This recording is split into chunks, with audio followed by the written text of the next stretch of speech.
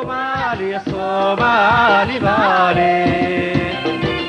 Somalia, Somali Bali. Ninki kala saar lahu, ninki kala socwado, ninki 25 bishan ee aynu ku jirno ee Abriil waxa magaalada Hargeysa ee xarunta maamulka isku magacaabay ee Somaliland ka soo degay wafdi oday dhaqameed oo ka soo kictimay caasimadda Soomaaliya ee magaalada Muqdisho. wafdigan oo isugu jiray ugaasiyo iyo malaaqiyo ka socday koonfurta Soomaaliya ayaa hore u booqday magaalada Laascaanood ee xarunta gobolka Sool oo ka socdo duulaanka maleeshiyaadka doolka ee maamulka Hargeysa. qormadan waxaynu ku eegi doonaa isbarbardhigga aynu ku miisaamayno meeqaamka soo dhaweynta wafdigan nabadoonnada iyo simada dhaqanka koonfurta Soomaaliya oo ay kala kulmeen Laascaanood iyo magaalada Hargeysa. waxaana qormada qalinka u qaatay Axmed Cali Faarax. مدي العلبة بحيسا مدي قدتك قلقليا مدي العلبة بحيسا مدي قدتك قلقليا برواية ميا عبيا.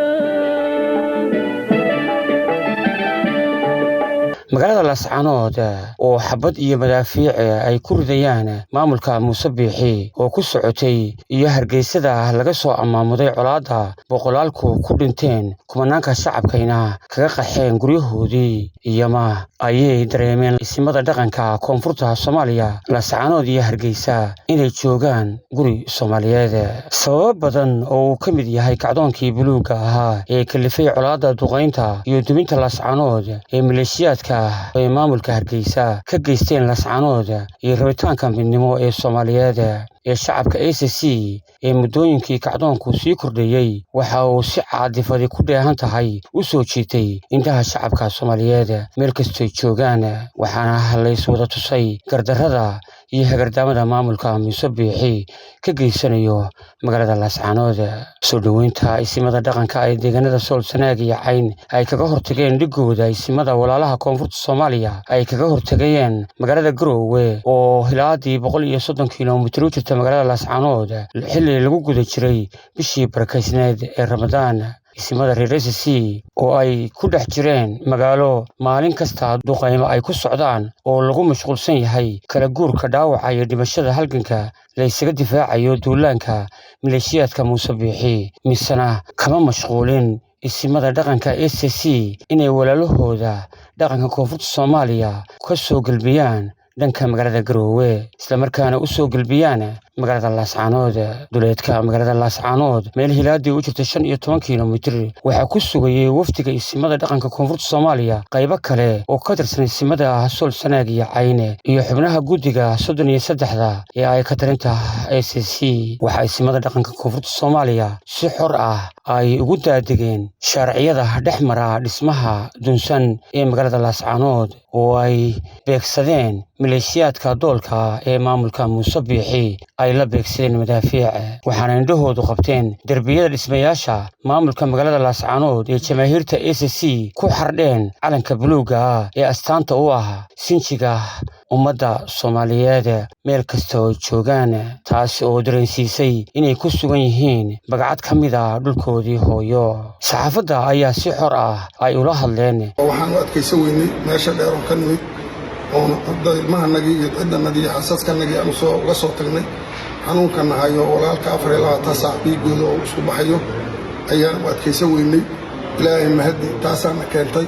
ilaahayna waxaan ka rajaynaynaa inaan ku guulaysano oo dhibkaas iyo wareerkaas iyo xabaddaas inaan joojinno nabad ilaahay nagu guuleeya maanta walaalahaas oo nabad dhex dhigno ayaan ilaahay ka rajaynaynaa. socodkana wuxuu ahaa islaaxaas. isimada dhaqanka ee koonfurta Soomaaliya waxaana la tusay jiidaha iyo buuraha ay soo saaran yihiin maleeshiyaadka Muuse Biixi ee jamaahiirtu ka horguftay gudaha magaalada Laascaanood iyo godka dhufayska u ah ee 15 sano ay ka qodanayeen duleedka bari ee magaalada Laascaanood ee loo yaqaan Gooja Cadde. isimada dhaqanka ee koonfurta Soomaaliya waxaa loo sheegay in shacabka ACC aysan ahayn kuwo duulaan iyo dagaal ugu socda dhulka beesha maamulka Muuse Biixi balse ay iska difaacayaan duulaanka maleeshiyaadka doolka ee Hargeysa. آخركينا وذا هذا الله أي أضياش دقن كاسول سناجي عين وقبل قادين دقوا ذا يسمى ولا له ذا كونفرادي إن أي كجوان إتكستا أو وح قدر سنكرتا شو كنت علاد بهذي أو قاعده ميل أوسن ولي مصبي كفكرين إن يديارو يهين ننك مقالة هرجيسا سيدا موقتي يسمى كونفرت الصوماليا وحا إيمان شهود لقلا لونتي إن صحافة دا أي قوب شوك وهاتو waxayna ka soo degeen magaalo loogu arko inay yihiin odayaal ka yimid dal ay daris yihiin xorriyada dhaqdhaqaaqa iyo la kulanka saxaafadda waxay ahayd mid iyaga iyo rabitaankooda aan ahayn waxaana wajiyadooda ka muuqatay odayaal jooga dal aan aqoon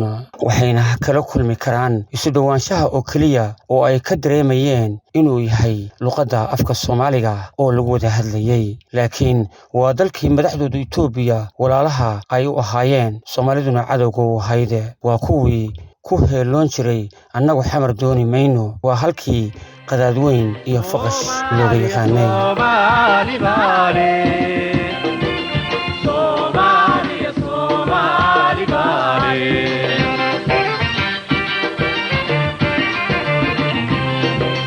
ninkii kala saar lahu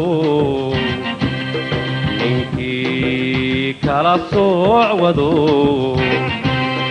ninkii si xun u fekero